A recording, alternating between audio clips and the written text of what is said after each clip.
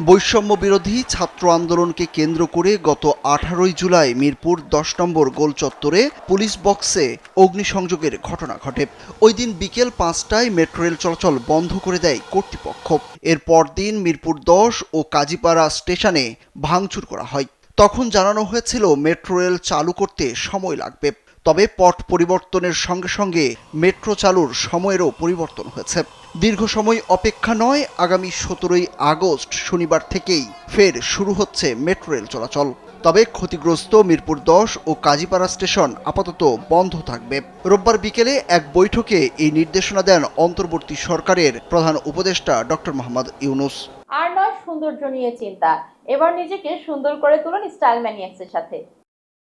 সড়ক পরিবহন মন্ত্রণালয় সূত্র জানায়, রোববার বিকেলে প্রধান উপদেষ্টা ডক্টর মোহাম্মদ ইউনূসের সঙ্গে সচিবদের বৈঠক হয়। এই বৈঠকে মেট্রো রেল চলাচলের বিষয়টি তুলে ধরেন সড়ক পরিবহন মন্ত্রণালয়ের সচিব ABN আমিনুল্লাহ নুরী।